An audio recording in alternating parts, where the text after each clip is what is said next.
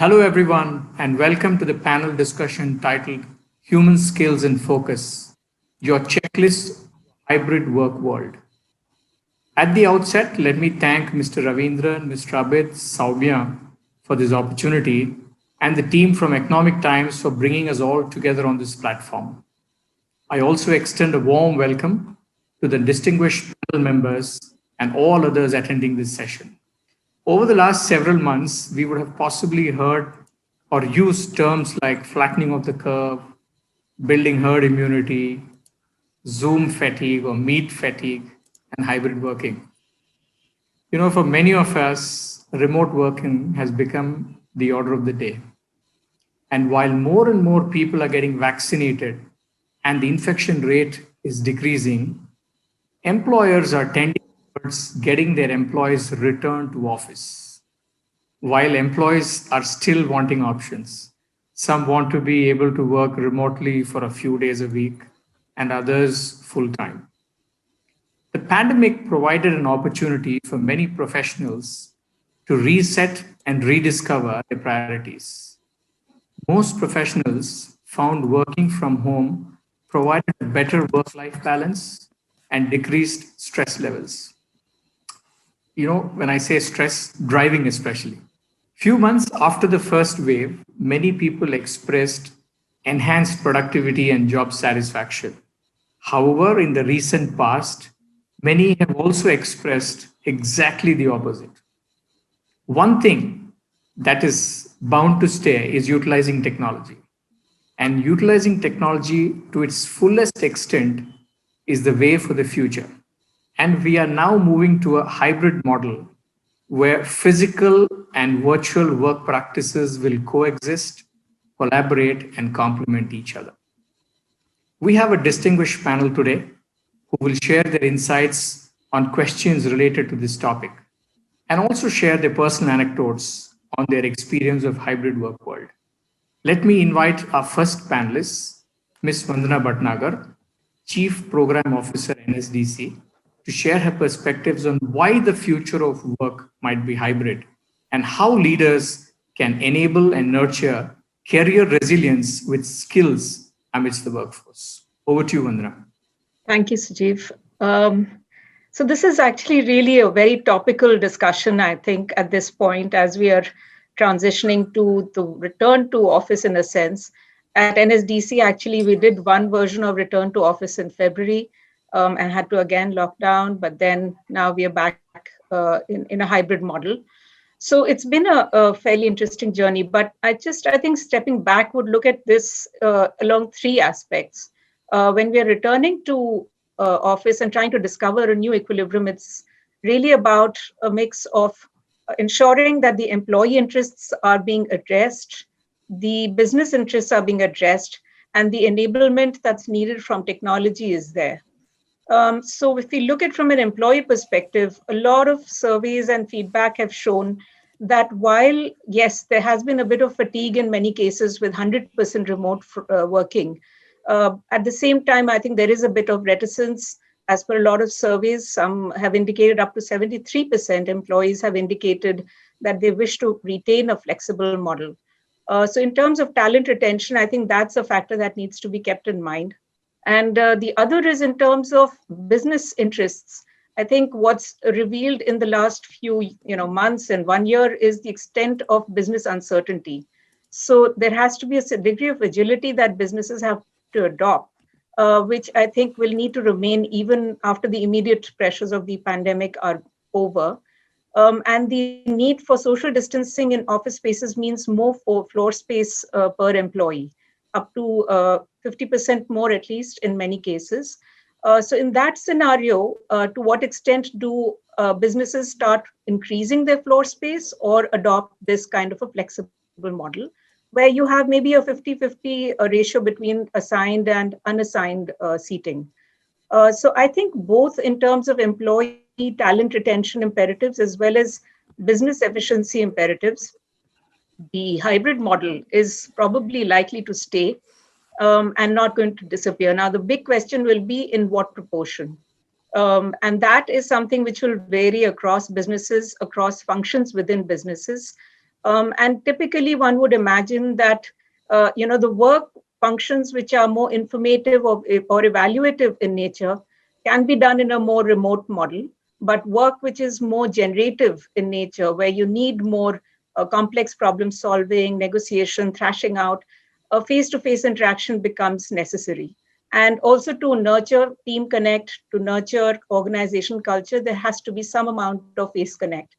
So those, I think, would be the drivers which will determine for each business on which way to go. And I think that is something which each function area, each company will evolve as they go along. When it comes to what kind of learning skills can be nurtured, I think this period has obviously generated a lot of uncertainty, anxiety in people on what to expect in terms of their future prospects, what's happening to their business in the companies they work in. And some of that anxiety, uncertainty actually could be channeled constructively if they were channeled into a learning journey. When people are empowered with being provided skills which are relevant, I think that addresses some of the anxiety that people experience. And it can be a win-win because it's not only addressing employee anxiety, but it's addressing business requirements. So I think what we are looking at in the immediate context, of course, is empowering employees with skills that will enable them to work effectively in a hybrid environment. Many times we just assume that they'll know how to interact with a Zoom environment, they'll know how to present in a virtual setting, but we know from our experiences that people don't do that right many a times. Exactly how we saw in terms of refining where the camera is placed and how we are, showing ourselves in a virtual mode matters a great deal as you have client meetings, etc. also in that context. So I think the first bit is empowering people with skills on how do you work in this kind of a remote work model and the hybrid model. The second would be in terms of providing high demand function agnostic skills. I think increasingly we expect employees to be, performing multiple kind of skills that are needed across different functional areas. And to that extent, I think we need to make sure that they are provided opportunity to upskill themselves on things like data analysis, digital marketing, presentation skills, written communication skills, given that we have a lot more of interaction happening virtually. All those will become very critical. Project management skills, cybersecurity skills. These are function agnostic skills, which would make, I think, employees feel more empowered and help the businesses. So in a nutshell, I think what we're looking at is really that hybrid work is just one more big step towards uncertainty in the future of work. And we need to enable employees to experience career resilience. And that depends on embracing lifelong learning, on having some connectedness with their professional networks. And the third is to create optimism towards the future rather than be constantly agonizing about the uncertainties of the present. So that's where I think I'd see this whole journey as of now. Thank you, Ms. I think very interesting perspective on how to deal with uncertainty and anxiety. And I think I really love the piece when you said if organization can work towards helping their employees build relevant skills to reduce this anxiety, I think that is one of the very, very important parameters that will help us in this hybrid workplace. We'll now move on to Ms. Kavita Kurup, Global Head, Talent and Organization Transformation, UST Global, to share her thoughts on skill sets that managers need to succeed in the hybrid workspace. Over to you, Kavita. Thanks, Sujiv. It's lovely being here. As we started this entire pandemic and we got into this mode of working from home and for home and all the complications that came with it, one of the first things at UST that we decided to do was look at remote, right? It has two meanings. One is operating effectively from a distance, and the second is being distant and unapproachable. So we said, what is it that we can do to really help the managers be more approachable and at the same time continue to do the same things that they would do in the brick and mortar structure that we had? So first thing that we did was roll out a program called DigiB, which was digital ways to build personal connections and strengthen working relationships. Because hybrid work is happening, and culture needs to catch up fast, and it is complicated, right? It requires even more thought, more planning. It's easy to just have a brick and mortar structure and say everyone reach here at a particular time and everyone gets together and works. But if we look at skill sets that managers need to succeed in the hybrid workplace, I think it's important for them to become more output and outcome focused and less on the processes used to produce these outcomes, right? Managers will need to accelerate their adoption of technologies that are being used to manage remote people, assigning tasks, nudging productivity, sharing feedback. All of these, the managers need to be very, very comfortable in using these technologies, and also reach out to their people in multiple formats, right? It's no longer, you cannot walk the floor anymore to get your information. You have to really resort to a lot of technology to get a lot of that information. Work has become a subset of life, so focus on building and improving life experiences rather than just focus on employee experience. Managers would need to acknowledge the mental well-being and childcare, family needs of their people. And the manager and subordinate relationship has started to see a shift to be more emotional and supportive. Empathy is more crucial, much more now than ever before. It's not anything new. The context has changed dramatically. Many managerial tasks are being replaced by technology, and managers aren't needed to manage workflows anymore. However, I see managers need to build the empathy mindset, right? We need to build capability and capacity to embed empathy in the system. There is a whole lot of leadership walk the talk that needs to be done to build that right mindset and behaviors in the organization. And the debate whether the pandemic has intensified or not, the pros and cons of working from home, working from office, in my mind is almost a false debate, because there are so many personal, psychological, and individual factors at stake. As leaders, I think it's important for us to do the right thing, to make sure we remove the privilege or the brownie points associated with being present in office and the showmanship in virtual presentations. We need to get comfortable with the idea that different employees have different needs and offer that flexibility to them. Thank you, Kavita. I think two key takeaways. In a hybrid work environment, it's very important to train managers to use technology. And more importantly, managers should be able to take care of the mental health of employees. Yeah. Empathy is a very, very important Yes. aspect that they need to keep. We'll now move on to Ms. Suchismita Burman, CHRO ITC Infotech, to understand her views on how people leaders are adapting to teams work best and creating experiences that reach everyone. Thank you so much, and it's a pleasure being with all of you, and thank you for the opportunity. So I think the question that we are going to talk about, I think is an interesting one because it actually has two sides. One is own adaptation of leaders, and the other to be able to have that responsibility of creating employee experiences, which is reaching out to everyone, right? And all of us have experienced this. I think the first thing is about own adaptation. And what leaders are going through at this point in time is to be able to really prioritize what does adaptation really mean. And I'll tell you why I'm saying that. Because at the end of the day, adaptation is also about saying, how do I necessarily prioritize and look at customer centricity? And how do I necessarily put that from an employee centricity standpoint? And when you look at all of these lenses, it actually talks about saying, what kind of leadership styles do they need to adapt? What communication approaches will they need to necessarily take on? And third, how do their work dynamics are actually changing across teams?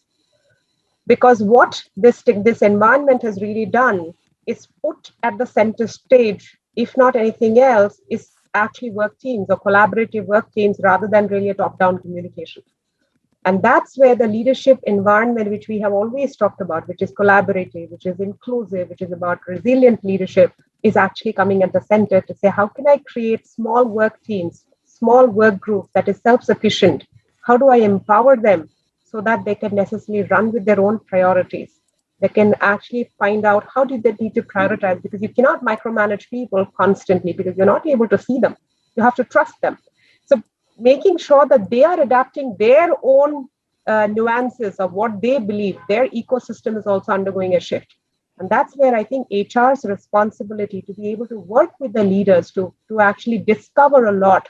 That discovery process is a huge learning journey that organizations and the leaders are going through. Now, let me come to the other part about creating experiences for everyone. And all of us know that, like, and research if you look at, there are multiple researches on that, around 60 to 70% of the communication that is actually sent out across the organization is not really absorbed by employees, correct? Because there's information overload. And many times there's so much of information coming their way, they don't know where to prioritize. What is it that they really need to fall back on? And as a result, when we're talking about creating experiences for everybody, it's really about driving a synergy. And that's where the internal communication strategy is becoming so important. And to draw up that internal communication strategy, again, not as a top down, but being able to decentralize it, work with different approaches, with technology, with in-person conversations as well, that is led by leaders at different levels, right? Because the words that you choose amongst the multiple things that are coming at employees needs to really be retained by them. So as a result, all of these, so creating employee experiences is about the channel. It's about how the how element of communication is becoming extremely important. The other thing is decentralizing the experiences as well. I think that is becoming a huge area of opportunity for organizations, because if you really look at different segments of the workforce, people who have just come out from campus and they need mentoring the most, and possibly they used to do this more face to face and today they can't. So how do you use technology? How do you use people connect effectively is becoming an extremely important element of driving employee experiences that reach everyone. Thank you, Suchismita. That's a very interesting perspective, especially the point you mentioned that 60 to 70% of the communication sent across employees is not absorbed completely. So having an internal communication strategy along with technology is a very, very important aspect. Let's now move on to Mr. Vinay Pradhan, Country Head, India and South Asia, Udemy Business, to share his thoughts on how companies can make remote working a success. Over to you, Vinay. Thanks, Dr. Sujiv. And well, even I am a proponent of hybrid work rather than only remote work. Thought I'll just state that upfront. Having listened to my fellow panelists, and I totally agree with what they've shared, I thought I would look at this particular question from different angles here to begin with. I think one imperative that most organizations have really realized and really looked at very seriously is about building a learning mindset and change agility. Right? I think these two have been very key sort of priorities that have emerged because of the pandemic and the change that we are seeing, and especially remote working. Now, a crucial aspect about this is also to look at workforce planning a bit differently. Right? I think managers need to take inventory of the skills at the team level, the teams that they manage, more to understand the individual team members better, what are the kind of skills that they bring in, also about how we are looking at fungibility in terms of the responsibilities that team members can take up in case there are emergencies that come up within the team, right? So hence that leads to upskilling and reskilling of employees from that perspective. And I think it's more about also looking at adjacent skill building within the team. The other part which we are seeing L&D folks in various organizations really adopting is the approach towards enabling remote work throughout the employee life cycle, right? From how we are managing onboarding to regular skill development and even offboarding for that matter, right? How actually we're involving even managers throughout this entire journey for an employee.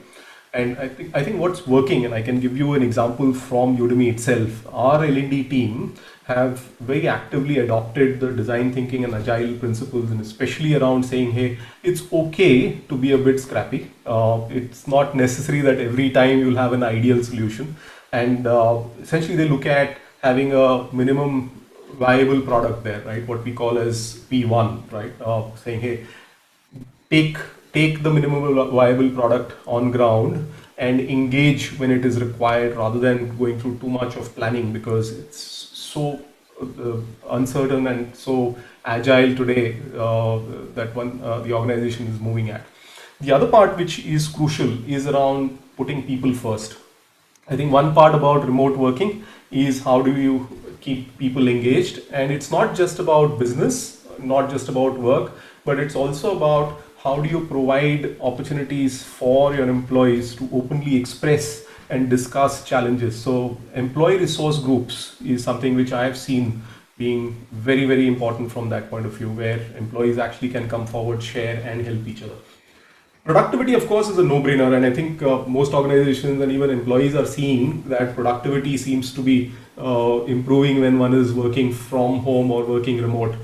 In fact, 6 out of 10 remote workers that we looked at said that they are not sure whether they'll be as productive if they start working from office again, and which is interesting because a couple of years back we actually looked at workplace distraction, and in fact we actually have a Udemy workplace distraction report which talked about how workplace distraction can impact productivity, and I think that's something which is an area to be looked at. Of course, the flip side is, and Dr. Sujiv, you mentioned that at the beginning, flip side about overcrowded calendars. You wake up in the morning and before you can even prepare your to-do list, your calendar is already full, right? So certain practices, for example, at Udemy, we have a practice of having a wellness day. So one Friday every month is given off to all employees across the globe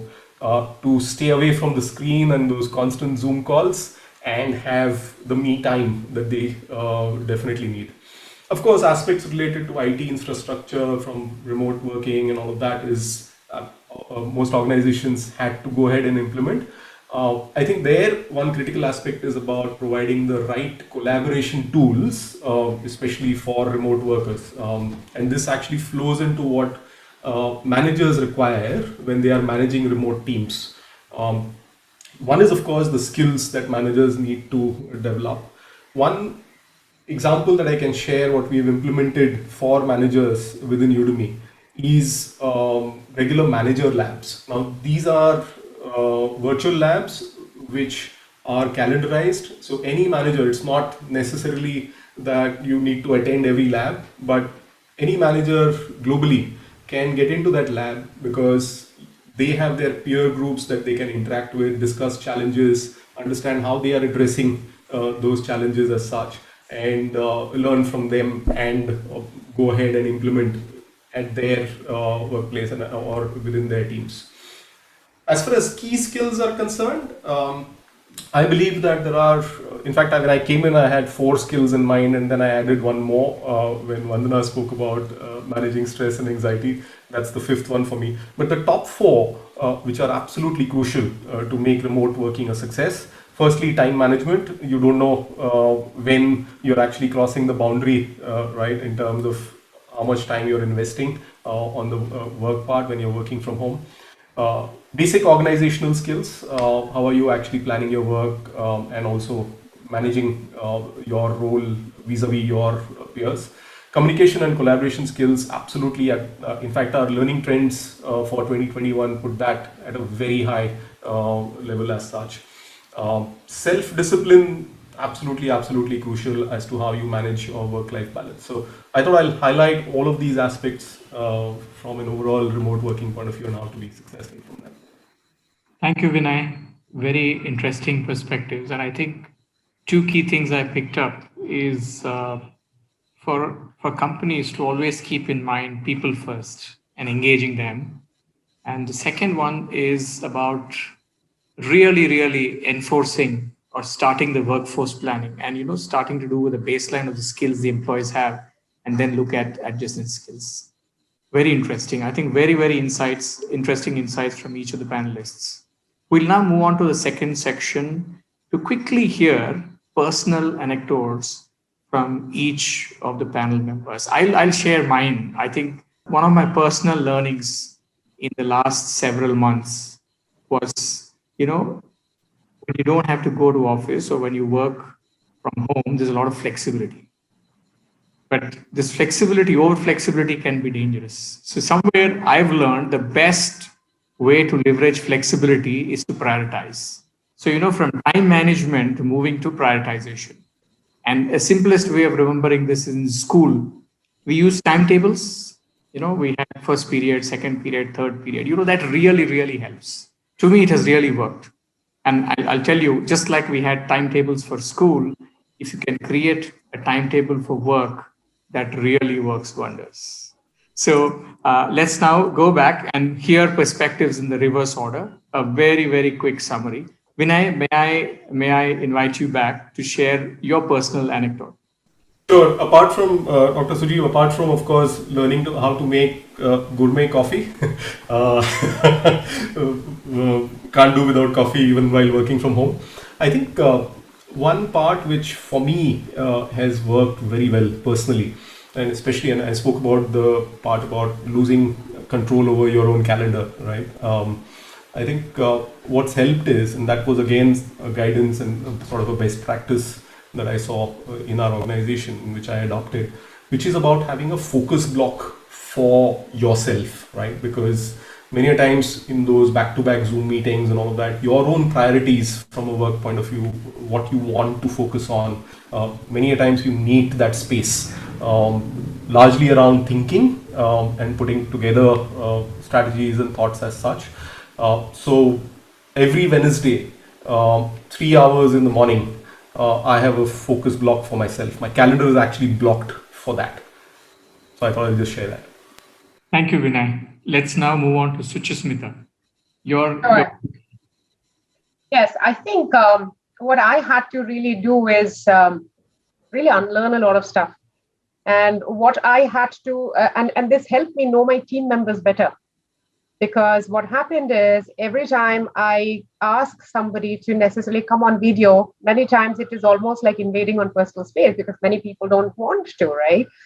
But building those relationships at these times to actually understand those challenges, I think I learned to hear more and listen more, which is not being actually spoken about. I think I became more receptive to body languages or even words, which otherwise I would just say, okay, fine, we'll take it and we'll move on.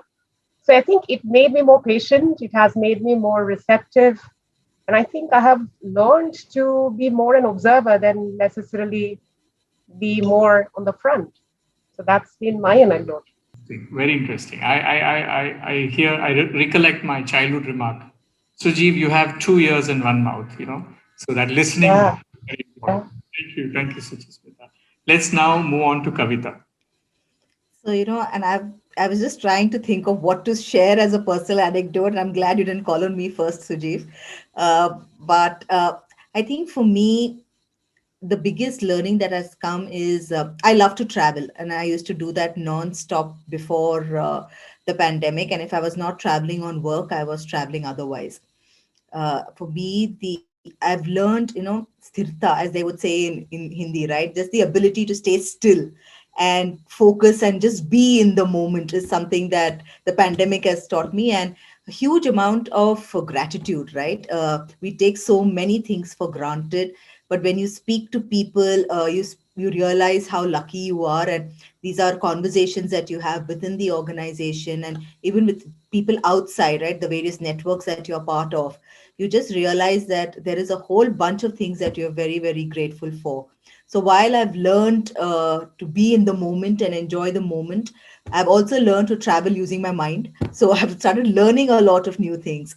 And not that I didn't read as much as I did before, I would do it in between flights, but taking time out to consciously read and build skills and do something that's out of work, which is probably I would have kept on a bucket list, pinned up on a notice board somewhere saying I'll do that at some point in time. I think the pandemic has given us that luxury. Thank you, Kavita. I think I like the word you use, gratitude. I think Yeah. it many of us, and that really makes a difference in life and building engagement. Thank you, Kavita. Let's now move on to Vandana and hear her thoughts. So, I think in terms of just the experience of remote work, what was a revelation is how much people are self-driven to actually do their work. This whole assumption of a manager needing to constantly oversee and monitor. Really speaking, I find, at least in my experience in my team, how driven the team members were. Even while we were grappling with the team management and the manager's skills to see what was going on, people were really driven to do what they had to do at home. So I think that was a revelation, and it really reinforced my belief in trusting people a lot more. And secondly, I think when we return to office and to work in this hybrid mode, the need for seniors to lead from the front, because I think basically the people who are in the leadership roles need to actually demonstrate and provide assurance to team members that we are there out there, and we are not necessarily asking everybody to come as we come in. We are saying we are coming in more often, and then bringing in the people at the middle lower levels in a more graduated way, because I think the implication for people to come in back to work is different at different levels. The office space looks different for people who are sitting in open desk situations compared to those who have rooms. Those who use public transport have higher risks. So I think one needs to respect the differences people will have to face as they are asked to return to work. So it's important, I think, that we kind of recognize that the leaders need to kind of take that initiative first.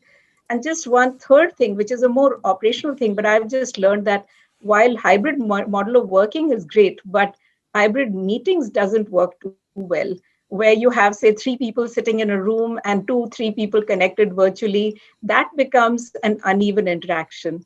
So in general, I've seen that if I have three people in office, three remote work, I say everybody just connect virtually, because it becomes very uneven, the interaction otherwise. So let's see how that evolves as we go forward. But these were some early, inferences based on our experience. Thank you, Vandana. I pick up the most important point that you mentioned. Leaders have to walk the talk. I think if leaders are able to role model behaviors, then the teams will follow. Very interesting thoughts. Thank you so much, panelists. I think this was a very interesting and a very crisp and focused session. Thank you all so much for training all of us and the viewers on how to get back to hybrid way of working. Thank you.